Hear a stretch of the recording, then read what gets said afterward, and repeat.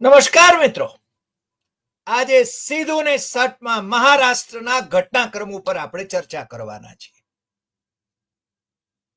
1707માં જેનું મૃત્યુ થયું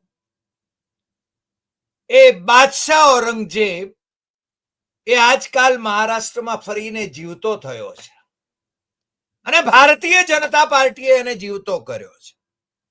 કારણ માન્ય વડાપ્રધાન નરેન્દ્ર મોદીને છત્રપતિ શિવાજી મહારાજનો અવતાર ગણાવવો છે.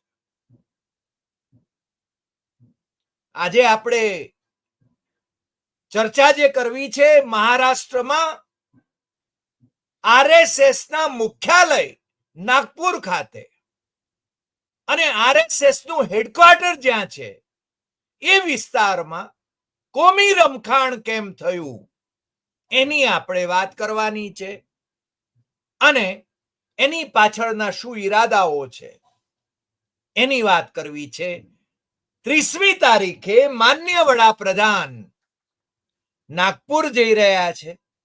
માધવ નેત્રાલય પ્રીમિયમ સેન્ટર એનું ભૂમિપૂજન કરવા માટે માધવ સદાશિવ ગોલવલકરને નામે, ગુરુજીને નામે, સંઘના દ્વિતીય સરસંઘ ચાલક એમને નામે આ માધવ નેત્રાલય ચેરિટેબલ ટ્રસ્ટ થકી જે માધવ નેત્રાલય પ્રીમિયર સેન્ટર શરૂ થઈ રહ્યું છે એનું ભૂમિપૂજન માનનીય વડાપ્રધાન કરવાના છે હિંગળા માર્ગ પર.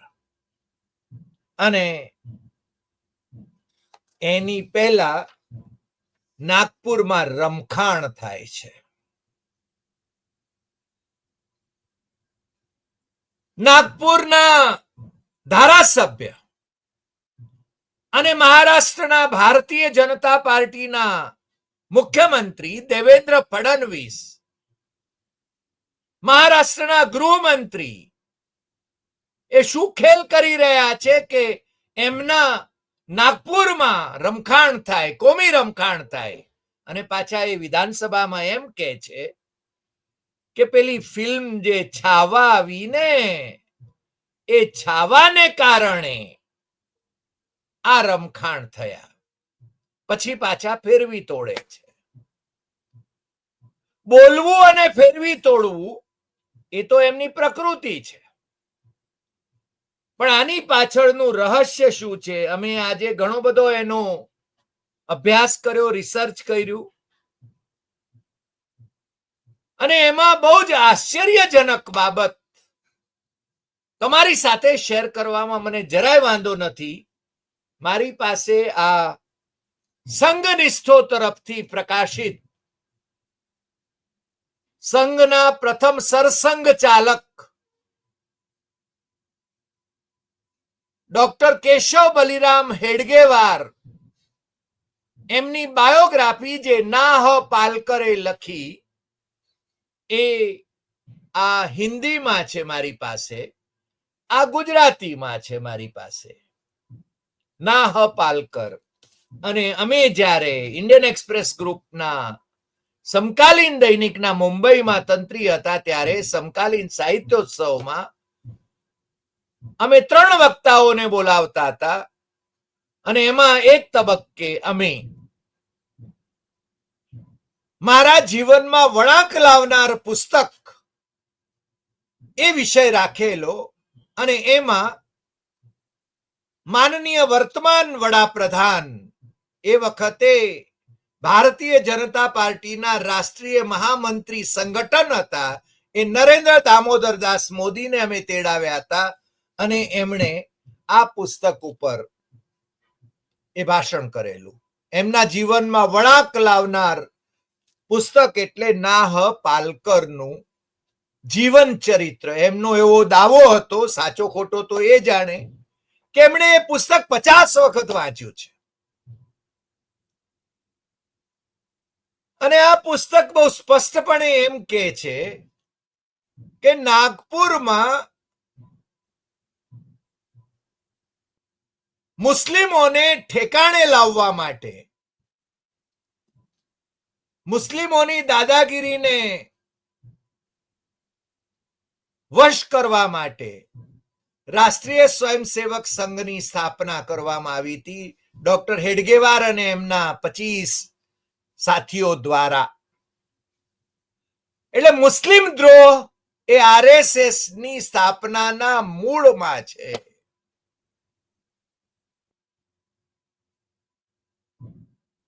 દેવેન્દ્ર ફડણવીસ ત્યાંથી ચૂંટાય છે. કેન્દ્રમાં જે મંત્રી છે, કેબિનેટ મંત્રી છે નરેન્દ્ર મોદીની સરકારમાં, આમ તો વડાપ્રધાન તરીકે પણ 2013 થી એમનું નામ લેવાતું હતું. ભાજપના રાષ્ટ્રીય અધ્યક્ષ પણ રહ્યા એ નીતિન ગડકરી, એ પણ નાગપુરથી ચૂંટાય છે. પણ નીતિન ગડકરીને એ વખતે મલાઈન કરવામાં આવ્યા હતા. એ મલાઈન કઈ રીતે કરવામાં આવ્યા હતા એનો અભ્યાસ આપણે, જે આપણા દર્શકો ઉત્સુક છે એમણે પોતે કરી લેવો જોઈએ, કારણ કે અગાઉના એપિસોડમાં આપણે એની બહુ ચર્ચા કરી ગયા છીએ. કોનો હાથ હતો એમાં એ પણ વાત કરી ગયા છીએ. અને નીતિન ગડકરી કોને નડી શકે એમ હતા એ પણ આપણે બધા જાણીએ છીએ. એ નીતિન ગડકરી, એમનો જે વિસ્તાર આવે છે એમાં મુસ્લિમ વોટર્સ છે અને નીતિન ગડકરી એ સંઘના નિષ્ઠાવંત છે, સંઘના લાડકા છે. અને છતાં મુસ્લિમો એમને વોટ આપે છે, કારણ કે એ હિન્દુ મુસ્લિમનો ભેદ કર્યા વિના પ્રજાલક્ષી કામો કરે છે. દેવેન્દ્ર ફડણવીસ એમનાથી આગળ નીકળી જવા માંગે છે. અને દેવેન્દ્ર ફડણવીસને કોનો ટેકો છે એ મારે તમને કહેવાની ક્યાં જરૂર છે, કારણ કે નરેન્દ્ર મોદી પછી કોણ? તો નરેન્દ્ર મોદી પછી અમિત શાહનો વારો આવે એને માટેની કોશિશ ઘણી બધી થતી હશે અંદર ખાને, પરંતુ આરએસએસના મુખ્યાલયમાં નરેન્દ્ર મોદી પછી પહેલું નામ જો આવતું હોય તો યોગી આદિત્યનાથનું આવે છે, ઉત્તર પ્રદેશના મુખ્યમંત્રી, જે મોદી અને શાહની અનિચ્છાએ ઉત્તર પ્રદેશના મુખ્યમંત્રી એકથી વધુ વખત બન્યા છે. યોગી આદિત્યનાથને ચેકમેટ કરવા છે. નીતિન ગડકરીની તો ઉંમર હવે થઈ, પણ એવું જરૂરી નથી. મોરારજી દેસાઈ 81મે વર્ષે છે ને પ્રાઇમ મિનિસ્ટર થયા હતા. નરેન્દ્ર મોદીએ 75 વર્ષનું જે ડેંગુ ઘાલ્યું, ડેંગુ અમે તળપદીમાં કહીએ, ડેંગુ ઘાલ્યું, એ પોતાને જ્યારે 75 વર્ષે રિટાયર થવાનું આવે ત્યારે કદાચ એ નિયમ બદલાઈ જાય અને તો સ્પર્ધક તરીકે નીતિન ગડકરી આવે. પણ નીતિન ગડકરીને ચેકમેટ કરીને દેવેન્દ્ર ફડણવીસને આગળ કરવામાં આવે એવું પણ બને. અને નીતિન ગડકરી એ દેવેન્દ્ર ફડણવીસ એ બહુ જ મહત્વાકાંક્ષી માણસ છે. નીતિન ગડકરી એ સંઘનિષ્ઠ, સંઘના આદેશો પ્રમાણે ચાલનાર વ્યક્તિ છે અને બધાને સાથે લઈને ચાલનાર સર્વસમાવેશક છે. એમને શિવાજી મહારાજ થવાના અભરખા નથી, પરંતુ આજે શિવસેના ઉદ્ધવ ઠાકરે ના સામના દૈનિકમાં જે અગ્રલેખ પ્રકાશિત થયો છે એ અગ્રલેખ બહુ સ્પષ્ટ કરે છે. તમને ખબર છે કે છેલ્લા કેટલાક દિવસોથી મહારાષ્ટ્રમાં ઔરંગઝેબની જે કબર છે એને તોડી નાખવાની અને અયોધ્યામાં જેમ બાબરી ધ્વંસ કરવામાં આવ્યો એ રીતે અહીંયા પણ કરી દેવામાં આવશે, ઔરંગઝેબની કબર તોડી નાખવામાં આવશે, એવા હાકલા દેકારા કરવામાં આવી રહ્યા છે. અને એમાં દેવેન્દ્ર ફડણવીસના ખાસમ ખાસ એવા મંત્રી નીતેશ રાણે,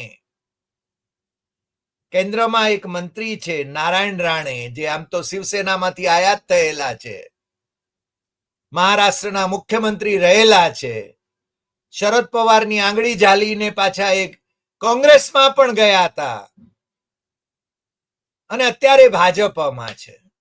કાલ ઉઠીને ક્યાં હશે એ ખબર નથી, પણ એમના સુપુત્ર પાછા ત્યાં આગળ મંત્રી છે. પરિવારવાદ એમને નડતો નથી.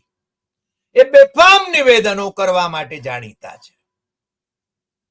આજે લોકસત્તા એટલે કે ઇન્ડિયન એક્સપ્રેસનું મરાઠી દૈનિક એ બહુ જ પ્રતિષ્ઠિત દૈનિક છે અને લોકસત્તાના એ અંકમાં એમના વિશે, એમના નિવેદનો વિશે ઘણું બધું લખવામાં આવ્યું છે. પણ સામનાનો જે આ તંત્રી લેખ છે એનું એક જ વાક્યમાં એનો અર્થ હું તમને કહી દઉં, કારણ કે આપણે સમયની મર્યાદામાં રહેવું પડે. એ કહે છે કે 400 વર્ષ પહેલા જેને કબરમાં દફનાવેલા એ એટલે કે ઔરંગઝેબ એને પુનઃ જીવંત केला गेला आहे. कारण भाजपाच्या पोटात नवा शिवाजी वाढतो आहे. छत्रपती शिवाजी महाराज आम्हाला माफ करा. નરેન્દ્ર મોદીને પહેલા તો ભગવાન અવતારી પુરુષ થવાના અભરખા હતા. આરએસએસના સરસંઘચાલક ડોક્ટર મોહનજી ભાગવતે 3 બૌદ્ધિકમાં એમને નામ લીધા વિના એમને દેવતા થવાના અભરખા જાગ્યા છે એમ કહીને એમની ટીકા કરેલી.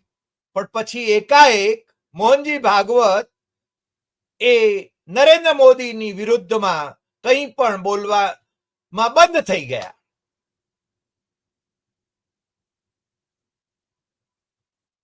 કેમ બંધ થયા?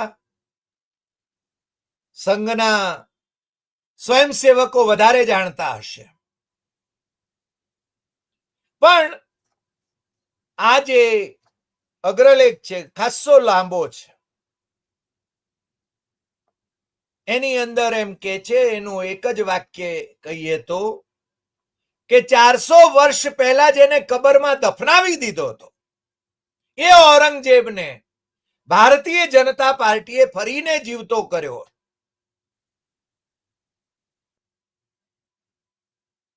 અને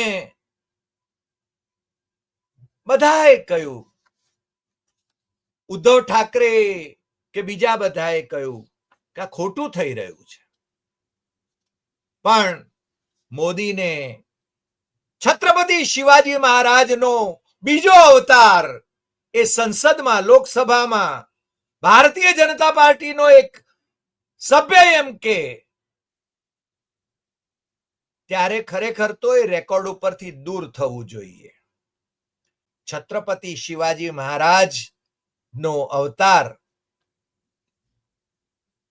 છત્રપતિ શિવાજી મહારાજ થવાના અભરખા મોદીના, એના માટે લાયકાત કેળવવી પડે. છત્રપતિ થવા માટે ભાઈ દેવતા થવા નીકળ્યા હતા અને પાછા માનવ છું એમ કહેવા માંડ્યા. હવે છત્રપતિ થવા નીકળ્યા છે એવું એમના સાંસદો કહેવા માંડ્યા. કાલ ઉઠીને એક પણ કહેવા માંડશે અને પછી શું કરશે ખબર નથી. પરંતુ ઔરંગઝેબની કબર ખોદી કાઢવાથી છત્રપતિ જો થવાતું હોય તો મને લાગે છે હસવા સિવાય બીજું કાંઈ ન હોય. છત્રપતિના વંશજોએ ઔરંગઝેબની કબરનું એને છે ને તોડી નહોતી. પેશવાનું શાસન હતું. ઔરંગઝેબની કબર ને તોડી નહોતી. છત્રપતિ શિવાજી મહારાજ એ છે ને હિન્દુ, માત્ર હિન્દુ પ્રજાના રાજા નહોતા. એમના માટે પ્રજા સરખી હતી. એટલે આપણે ત્યાં પેલી વાત કહેવામાં આવે છે કે શિવાજી ન હોતે તો સુન્નત સબકી હોતી, બકવાસ છે. શિવાજી મહારાજના બહુ જ અંગત વિશ્વાસુ એવા જે સરદારો હતા એ મુસ્લિમ હતા. ઇતિહાસ જરા વાંચી લેજો, સાચો ઇતિહાસ. શિવાજી મહારાજ અફઝલ ખાન સાથે ની મુલાકાતમાં જ ગયા ત્યારે એમને ચેતવનાર મુસલમાન હતો કે તમને મારી નાખવાનું કાવતરું છે. અને અફઝલ ખાનની સાથે કુલકર્ણી આવ્યો હતો એના સંરક્ષક તરીકે. અને કુલકર્ણી હિન્દુ હોય છે, તમને ખબર હશે. ઔરંગઝેબનો સરસેનાપતિ એ જયપુરના રાજા જયસિંહ હતા. પેલા બેન અત્યારે ત્યાં નાયબ મુખ્યમંત્રી છે ભારતીય જનતા પાર્ટીના, ને કે અમારો મહેલ લઈ લીધો અને તાજમહેલ બાંધી દીધો. તો અરે એમ કે ને બેન કે તારા પૂર્વજ એ બાદશાહ અકબરના રાજા માનસિંહ એ પણ તારા પૂર્વજ હતા, અને મિર્ઝા રાજા જયસિંહ ઔરંગઝેબના સરસેનાપતિ એ પણ તારા પૂર્વજ હતા, એમની ચાકરીમાં હતા. શિવાજી મહારાજના શબ્દોમાં કહીએ તો. એટલે આ ઔરંગઝેબ નું આખું જે ભૂત ઉભું કર્યું છે. હવે મજાની વાત એ છે, તમને આમ આનંદ આવી જશે.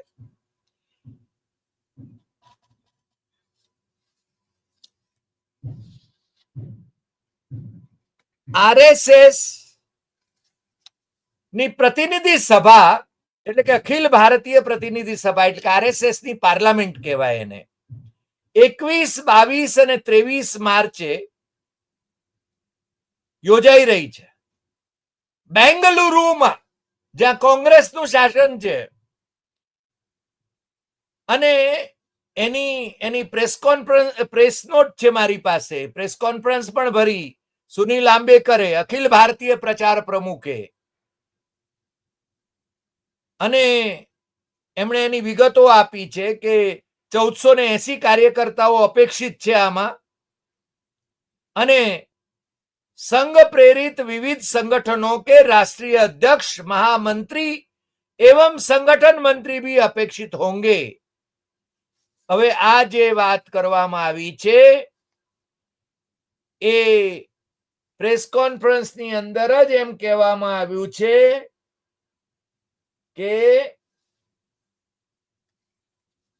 સંઘે એની પ્રતિક્રિયા આપી છે, અને પ્રતિક્रिया બહુ જોરदार આપી છે. औरंगजेबची कबर हटवण्यावरून नागपुरातील महाल परिसरात सोमवारी रात्री 2 गटाच्या तरुणांमध्ये जोरदार राडा झाल्या. त्यामुळे मोठ्या प्रमाणात जमाव रस्त्यावर उतरला होता. त्यानंतर समाजकंटकांनी विविध भागात जाळपोळ करत पोलिसांवर दगडफेक केली वगैरे वगैरे वगैरे.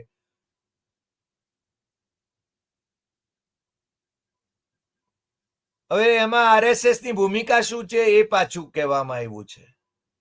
આરએસએસ ની ભૂમિકા એ છે કે औरंगजेबचा मुद्दा सध्या संयुक्तिक नसून, એટલે औरंगजेब અત્યારે ચર્ચામાં લેવા જેવો અત્યારે પ્રાસંગિક મુદ્દો નથી. શું કે છે? મહારાષ્ટ્રમાં ભારતીય જનતા પાર્ટીના સંઘનિષ્ઠ મુખ્યમંત્રી ગૃહમંત્રી દેવેન્દ્ર ફડણવીસની જવાબદારી કાયદો અને વ્યવસ્થા જાળવવાની છે. અને એ સંઘનો જ્યાં મુખ્યાલય છે ત્યાં જ આ રમખાણ થાય છે. એ રમખાણ એ રોકી શકતા નથી. જવાબદારી કોની? દેવેન્દ્ર ફડણવીસની.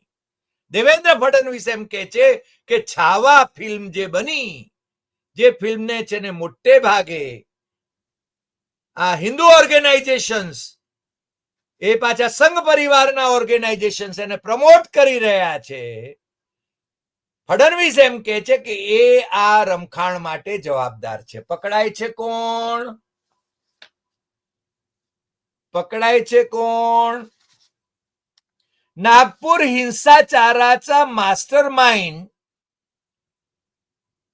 फहीम शमीम खान. कोई मुस्लिम ने पकड़વો પડે. હવે આ ભાઈ એ માઇનોરિટી ડેમોક્રેટિક પાર્ટીના નાગપુરના અધ્યક્ષ છે અને એ નીતિન ગડકરીની સામે ચૂંટણી લડ્યા અને હાર્યા. હવે આ માસ્ટર માઇન્ડ જે થયો, એફઆઈઆરમાં એમનું નામ નોંધાયું અને એમને દેવેન્દ્ર ફડણવીસે કહ્યું કે છાવા ફિલ્મ, દેવેન્દ્ર ફડણવીસે કહ્યું કે છાવા ફિલ્મ, તો છાવા ફિલ્મના દિગ્દર્શક, એના અભિનેતા, એ કોઈનું નામ એમાં નથી આવતું, પણ આ ફહીમનું નામ આવે છે. નિતેશ રાણે જે કોમ્યુનલ સ્ટેટમેન્ટ કરે છે, દેવેન્દ્ર ફડણવીસનો ખાસ મંત્રી છે એની મિનિસ્ટ્રીમાં, એનું નામ કોઈ લેતું નથી, એની સામે કોઈ પગલા લેવાતા નથી. અને શમીમ ખાન જો જવાબદાર હોય તો એને પ્રોસિક્યુટ કરવો જ જોઈએ, અમે માનીએ છીએ. પણ મારા મુખ્યમંત્રી દેવેન્દ્ર ફડણવીસ એમ કે છે કે છાવા ફિલ્મ જવાબદાર છે. તો છાવા ફિલ્મ એના પેલાનું શું, એના પ્રોડ્યુસર, ડાયરેક્ટર, એક્ટર, એ લોકોનું, એટલે કે લક્ષ્મણ ઉતેકર, વિકી કૌશલ જે સંભાજી મહારાજનો રોલ કરે છે, અક્ષય ખન્ના જે ઔરંગઝેબનો રોલ કરે છે, એ લોકોની સામે કોઈ પગલા લેવાય છે અથવા આ ફિલ્મ સામે કોઈ પગલા લેવાય છે? તો કે ના.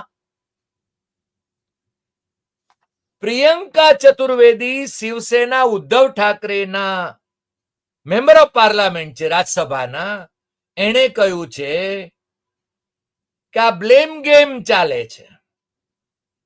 રાણે ડાયનેસ્ટ મંત્રી એટલે કે નિતેશ રાણે જે મંત્રી છે અને ભાઈ શ્રી ફડણવીસના ખાસમ ખાસ છે, એમને જવાબદાર નથી ગણવામાં આવતા. જે ઇન્સ્ટિગેટ કરે છે લોકોને, મસ્જિદમાં જઈને મારવાની વાત કરે છે, એની સામે કોઈ પગલા નથી લેવાતા. બીજા કોઈની સામે કોઈ પગલા નથી લેવાતા. પણ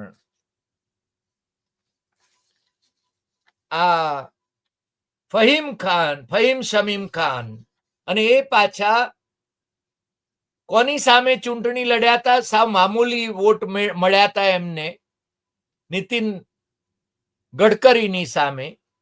હકીકત એ છે, અમને જે વિવેક દેશપાંડે નાગપુરથી બહુ જ જાણીતા પત્રકાર, ઇન્ડિયન એક્સપ્રેસ સાથે સંકળાયેલા રહ્યા પત્રકાર, એમનું એમ કેવું છે કે નાગપુરમાં આરએસએસ નું હેડક્વાર્ટર હોવા છતાં ભારતીય જનતા પાર્ટી જાજી જીતતી રહી નથી.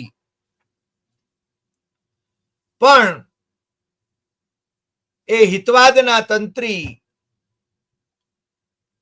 જે કોંગ્રેસમાંથી ભાજપમાં ગયા, એટલે મેમ્બર ઓફ પાર્લામેન્ટ એ થયા, પછી છે ને Nitin Gadkari member of parliament થયા, બાકી છે ને સતત ત્યાં કોંગ્રેસ જીતતી રહી છે.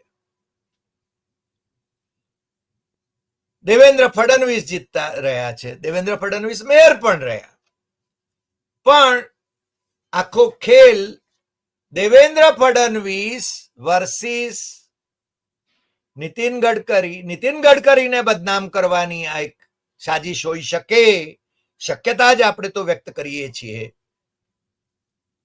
અને આ ઔરંગઝેબનું ભૂત છે ને પાછું જીવતું જેમણે કર્યું, એ ભારતીય જનતા પાર્ટી, એમના જ મિનિસ્ટર, એમની કબર તોડી નાખવાની વાત. ભાઈ, પેશવાએ કબર તોડી નહોતી, છત્રપતિ શિવાજી મહારાજના વંશજોએ કબર તોડી નહોતી. છત્રપતિએ તો મુસ્લિમ ધર્મસ્થળો અને ધર્મ ગ્રંથો અને મુસ્લિમો પ્રત્યે બહુ આદર વ્યક્ત કર્યો હતો. ઔરંગઝેબ ક્રૂર શાસક હતો, પણ આજે શું છે એનું? આજે 400 વર્ષે એને પાછો જીવતો કરવાની કેમ જરૂર પડી? વોટ માટે. અને એટલે જ કહ્યું કે બીજું અયોધ્યા એ છે ને મહારાષ્ટ્રમાં ઊભું કરવા માટેનો આ ખેલ છે. તમે ન સમજો એટલા ભોળા છો નહીં. અને હવે સંઘે તો એમાં કાને હાથ દઈ દીધા છે કે ઔરંગઝેબની વાત કરાય નહીં, અત્યારે કઈ પ્રાસંગિક નથી, ઔરંગઝેબની વાતો કેમ કરવી જોઈએ એમ સંઘ એમ કે છે, ઓફિશિયલ સ્પોક્સપર્સન કે છે. પણ કર્ણાટકમાં જઈને ટીપુ સુલતાનની વાત કરશે, કારણ કે ટીપુ સુલતાન એ અંગ્રેજોની વિરુદ્ધમાં સતત લડતો રહ્યો અને અંગ્રેજોને ભારત પ્રવેશ રોકવા માટે એણે જાન કુરબાન કરી. અને એ ટીપુ સુલતાન જેનો આર્મી ચીફ હિન્દુ હતો, જેનો પ્રાઇમ મિનિસ્ટર હિન્દુ હતો, જેણે ગદ્દારી કરી હતી, એ ટીપુ સુલતાન અને જેના પિતા હૈદર અલી, જે શ્રીંગેરીના શંકરાચાર્યના ભક્ત હતા, અને જ્યારે શ્રીંગેરીના મંદિરો મરાઠાઓએ તોડ્યા હતા અને શંકરાચાર્ય ભાગીને ઉડુપી જઈને સંતાયા હતા, ત્યારે મલબાર થી પાછા ફરીને ટીપુ સુલતાને શંકરાચાર્યને ત્યાં જઈને લઈ આવીને શ્રીંગેરીમાં પુનર સ્થાપિત કર્યા હતા અને મંદિરોનો જીર્ણોદ્ધાર કર્યો હતો. તમારામાંથી જેમને રસ હોય ને એ અત્યારે છે ને શ્રીંગેરીનું જે એની ઓફિશિયલ વેબસાઇટ છે ને, ત્યાં ભારતીય જનતા પાર્ટી સત્તામાં હતી ત્યારે એ વેબસાઇટ ઉપર લખેલું હતું. આજે કોંગ્રેસ સત્તામાં છે તો પણ એ લખેલું છે. અને આ 4 શંકરાચાર્યો એ હિન્દુ ધર્મ અથવા સનાતન ધર્મના સર્વોચ્ચ ધાર્મિક સંતો ગણાય. એ શ્રીંગેરીની ઓફિશિયલ વેબસાઇટ જરા જોઈ લેજો. તમે અમેરિકામાં બેઠા હો ને અને ત્યાં મોદી મોદી મોદી કરતા હોય, હવે તો તમે સિક્યોરિટી ઉપર જીવનારાઓ, તમારે તો પાછા ભારત આવવાનું જ છે, ટ્રમ્પ કાઢી મૂકવાનો છે હવે, અથવા કરગરીને રહેવાના છો ત્યાં. એટલે હવે છે ને સાચી વાતો સ્વીકારતા શીખો, સાચી વાતો શોધો.